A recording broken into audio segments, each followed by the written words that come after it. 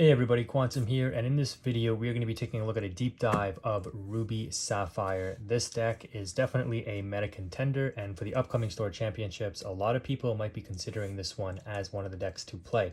Before I get started, just a couple of quick notes as usual. First off, I would like to give a big thank you to Harry Elizard and Kevin F for being members of my YouTube channel. In the description, you have the option to subscribe and support the channel that way if you'd like, as well as Patreon links and PayPal donations if you so please. And Jipton, who donated some money to me for the last video I posted for Ruby Amethyst. So just a quick shout out to the people who are doing a little bit extra to support the channel. You don't necessarily have to donate though. I do like to just put these out to help people out. You can just help out by liking the video. That really helps because it does take me quite some time to put together like the thought process and how I want to explain things. And as you can tell from this particular deck, I took apart two of my other decks in order to put this together for you guys to go over an in-person deck list. So every little bit helps. Comment, subscribe if you haven't already, and just let me know what you think of these videos. And from the feedback I received on the last one, that's why I've opted to make this one, and I'll continue to make the in real life deck profile videos if you guys continue to support them. All right, so that out of the way, let's get straight into it. This video is probably going to be pretty long because I got a stack of cards on the side where we're going to explore what potential different options and ways you can build this deck. But to start off, without a doubt, the cards that you will play, no matter what iteration of Ruby Sapphire you are playing, is this package of 8 1-drops. Develop Your Brain ×4 and Popsicle ×4. Now, this is a very important 1-drop for you. You need to likely see a Popsicle if you want to really be ahead, air quotes, with this deck, but a Develop Your Brain on turn 1 isn't bad either. You need as many scry cards as possible. I talked about this in the gameplay video, which is also linked in the description if you want to see how we piloted this deck. But because this deck is so top heavy and very, very high on uninkables in my opinion, the more cards you have to filter through your draws, the better. So 4 of this, in my opinion, is absolutely necessary. 4 Popsicle. There's a number of reasons why you play this. Yes, it's very good turn 1. It's very good late game. Obviously, you need this for Hiram to banish and draw. But you can actually pull off like an air quotes infinite loop with Tamatoa recycling this and then questing, so you quest with Tamatoa, you recycle this from banish, replay it, draw your card, and then if you have Hiram on board, you quest, you banish this, and then you just repeat that cycle over and over again. I have a video again in the description if you watch those matches where I actually pull that combo off, and it's essentially infinite draws, right? You recycle the Popsicle an infinite amount of times and you just keep drawing with Hiram. I actually drew into a lucky dime. I think I dug 10 cards deep to get my lucky dime to win the game with that cycle. So understanding different combo pieces and why 1-drops are important beyond just the opening play is very important. One of my tech options to play, you don't have to play this, is 1 Shield of Virtue. In certain matchups, this card can be a game winner. In other matchups where it's not valuable, you can just ink it.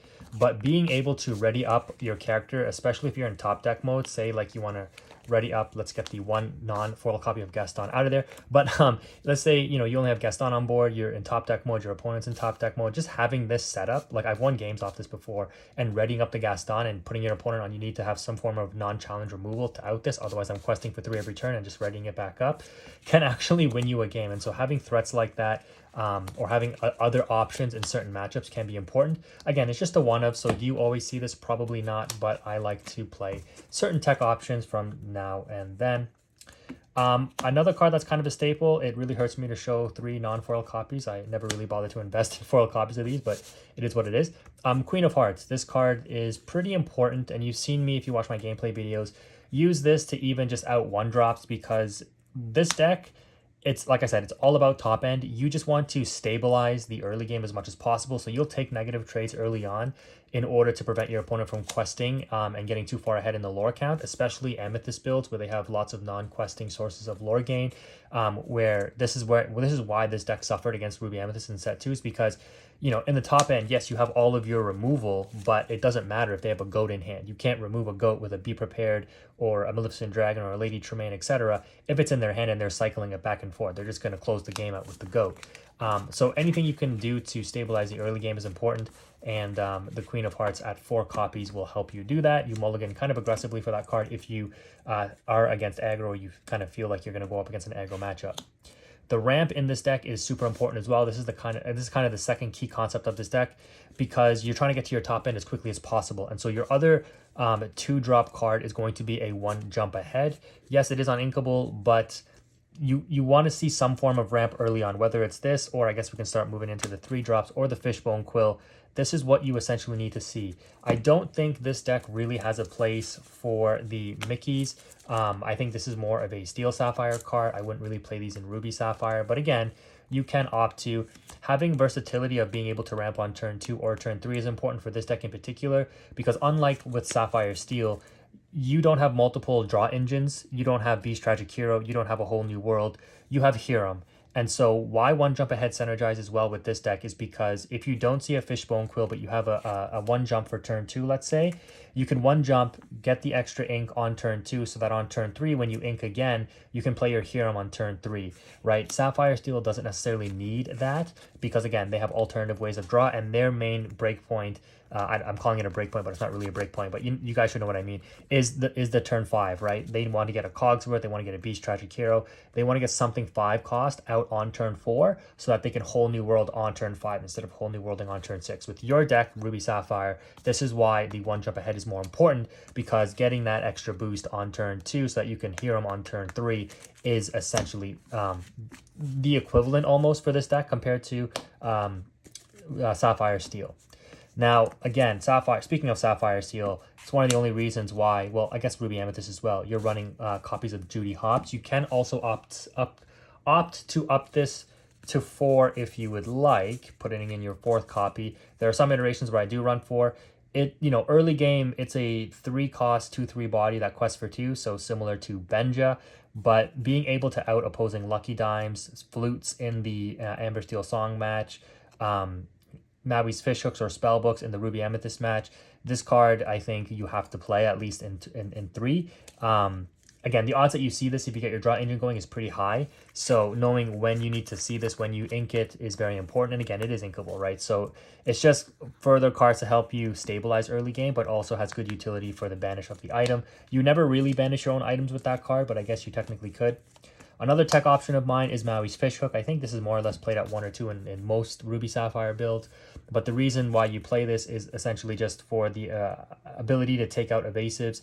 You don't normally need to give your characters evasive, but if your opponent has like an aggro evasive strategy going, you might just need to play this early on. If you see it early on before you get to your top end removal, just to stabilize the board against, let's say, like Tinkerbell, most helpful and stuff like that. And because Emerald decks can give this deck a little bit of trouble if they're very aggro with the like Curse Merfolk, Flynn Riders, things like that. So anything you have in the early game to slow them down is important. Now, going back to the original concept of being able to scry your deck for cards, the Grammatala is basically develop your brain on a body. So turn 4, if you don't have a Hiram, Grammatala is your next best play, or on turn 3 if you ramped with one jump ahead.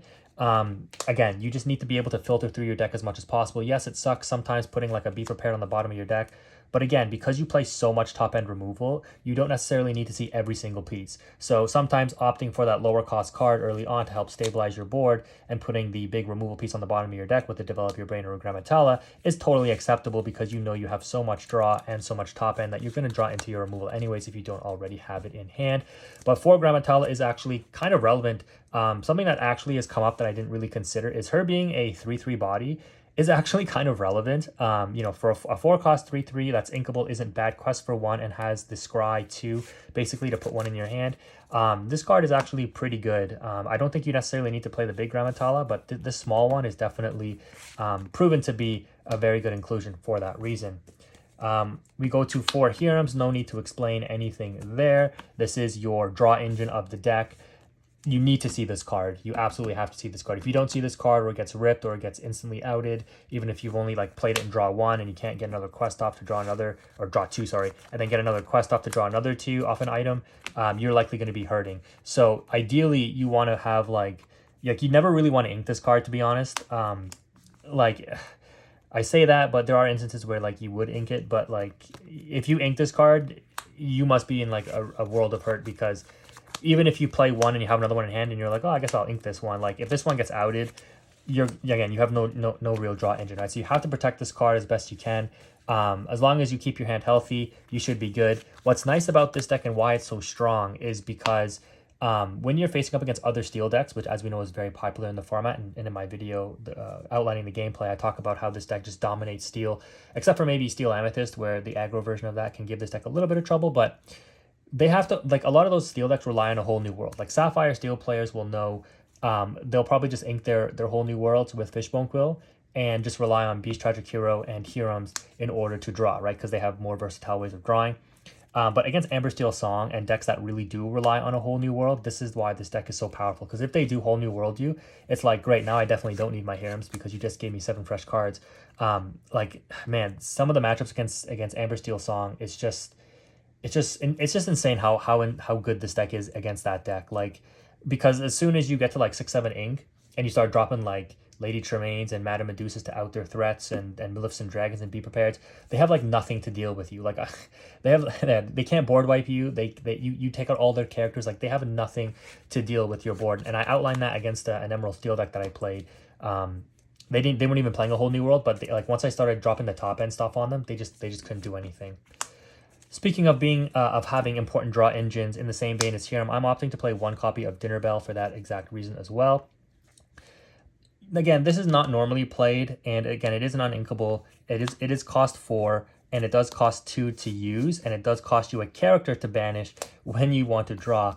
But just having an item that's able to draw you cards in certain matchups where other decks don't have item removal, so think like Emerald decks that don't play item removal, Ruby Amethyst that doesn't play item removal because it can't. This card can really be a clutch factor in giving you enough draw power in order to just make sure you always have an answer to their board. Again, if you're going up against a match where this might not be as useful, hopefully you can just ink it with Fishbone Quill.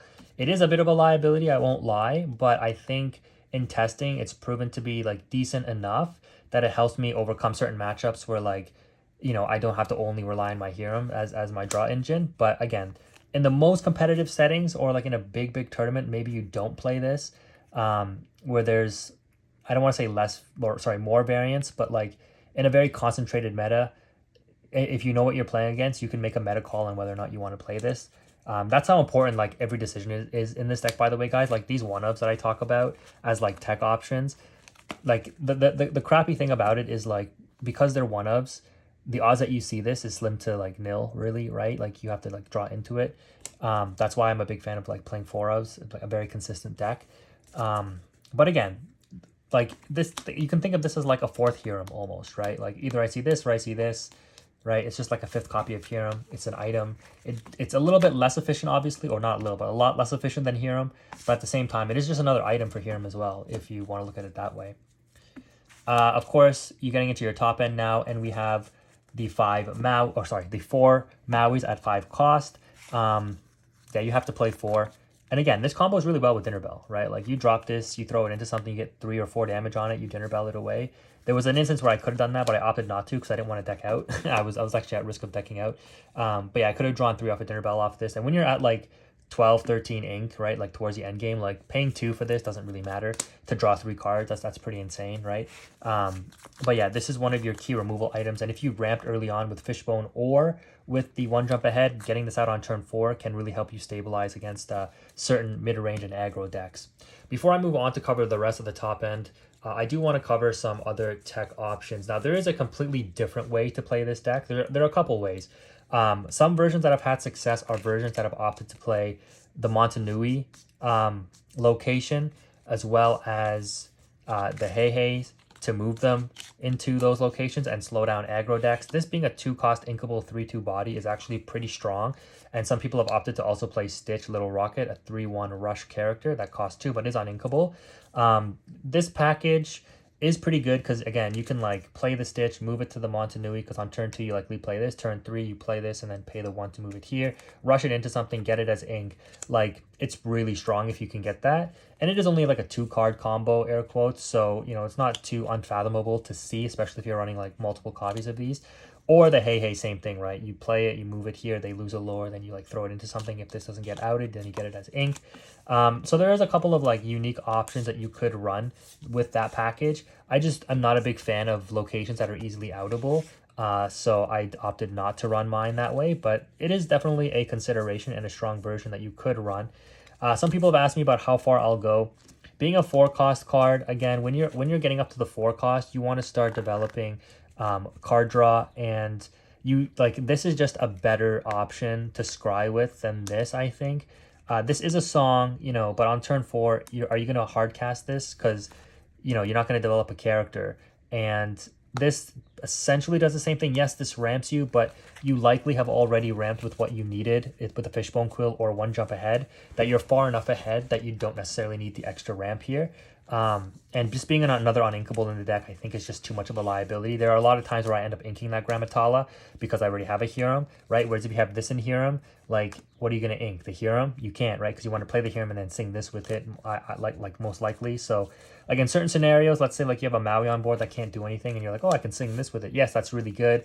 But again, those are such niche scenarios that I just don't think it warrants playing that card. And you shouldn't necessarily need this when you have Gaston, which we'll review once we get to the top end of our deck. I talked about Cogsworth in a Steel Sapphire video. I don't think you necessarily need to play this. Again, it's a 2/3 body for 2, which can help against aggro. And if you're playing more Dinner Bells, you might consider Mother Gothels as a 2-drop 3/4 body, which again helps to deal with aggro threats. But again, I don't necessarily think you have the space to fit them in here. I think the Queen of Hearts should be good enough. The Heart of Tefiti is another item that you could consider. I don't personally like it because on 3, you're not really going to be paying 2. Like, by the time you would play this and actually utilize the 2 cost to ink an extra card, like it's I don't want to say it's like win more, but it's actually like a tempo losing play. So for that reason, I'm opting not to include those.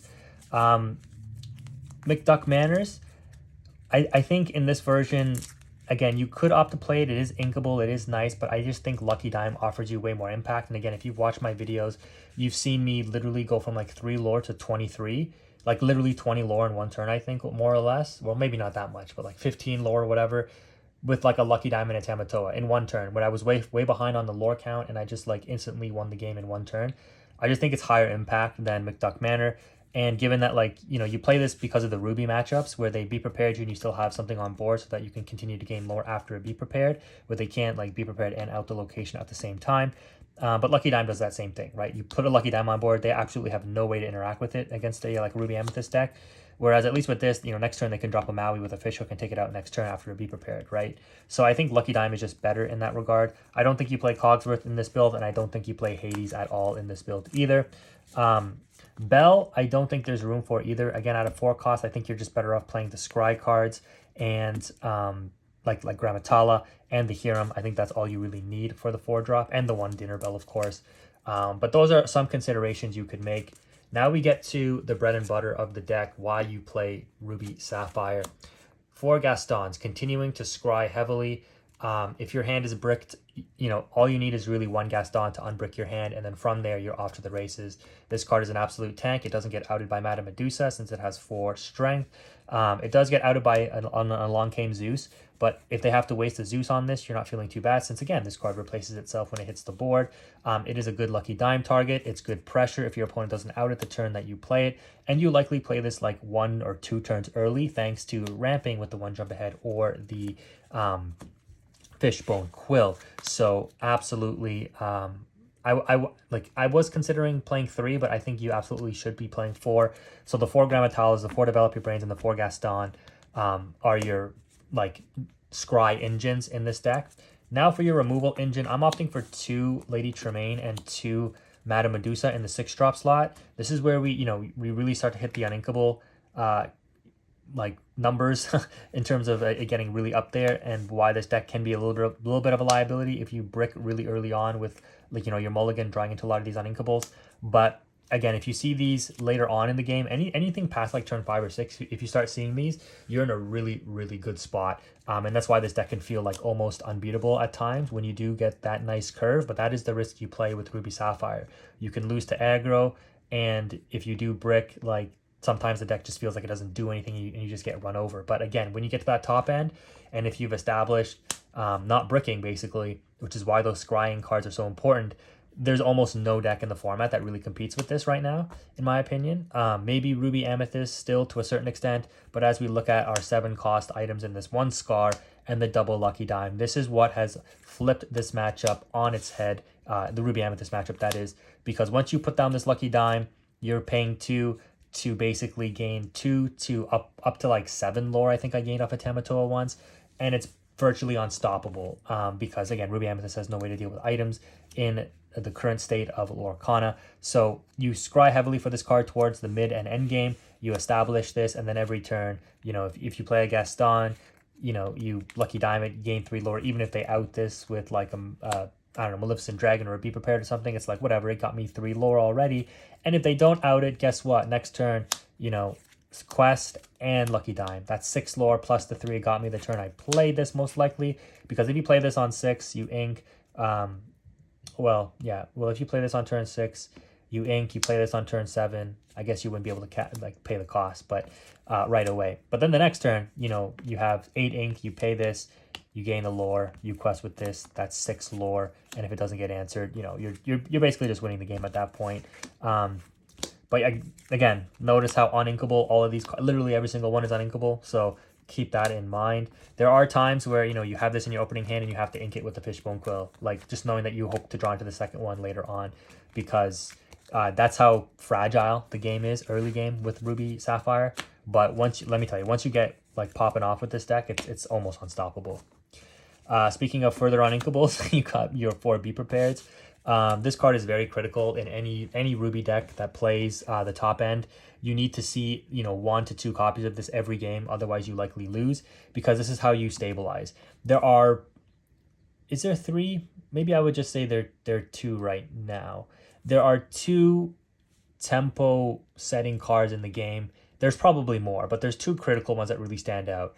There's the Whole New World for steel decks, and we've seen those Whole New Worlds being sung on like turns 3, how much advantage they can wheel you into.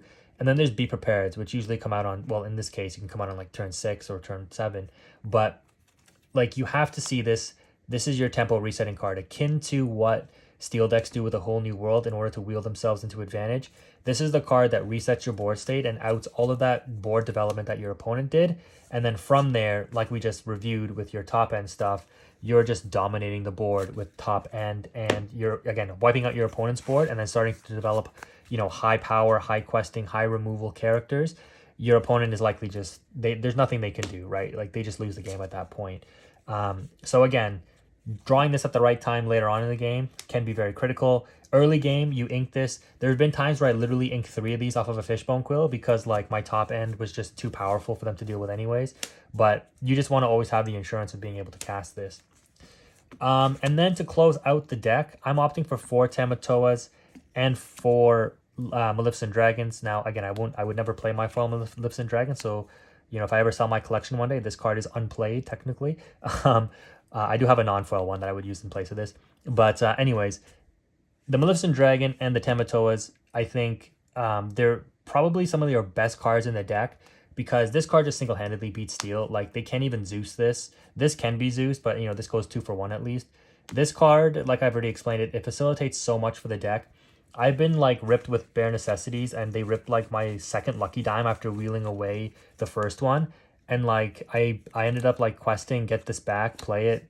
And I did that against, like, I think an Emerald Steel deck in my gameplay video, where I literally gained, like, it was the... Yeah, I did it against Emerald Steel and against a Steel Ruby deck in my opening clip, where, like, yeah, you just, like, Tamatoa for, like, 15, because this quests for 7, then you bring this back, play it, and you got the extra item on board, you activate it, and you gain another 8 off this, so it's, like, 15 lore in 1 turn. And then, again, like I explained in the beginning, the cycle with, like, getting back the PAWPSICLEs, even just to heal your characters late game, to draw cards off the Hiram, it is so strong. And then Maleficent Dragon, again, it's ink, and, it's just... You play it, it's a dominant force on the board, you out something right away, and your opponent has to answer this because it's questing for 2 or it's taking out something else with that insane 7 strength. Yeah, I mean, the top end for this deck, once you get this stuff on board, especially against steel, like, and again, I've already showed that in my gameplay video, it's pretty much GG's. So, all in all, we're at 24 minutes, similar to the Ruby Amethyst in-person tech profile. That is my Ruby Sapphire. Again, if you've made it this far in the video, a like would be appreciated, because it took me a while to put this deck together and dismantle my other decks, and so it's going to take me some time to take this apart again. Would I play this for a store championship? Potentially, yes, if I knew what my metagame was like, if I knew it was very meta-heavy, and there was a lot of steel being represented in the format, because I think Amber Steel Song is a very good deck, but very hard to pilot correctly.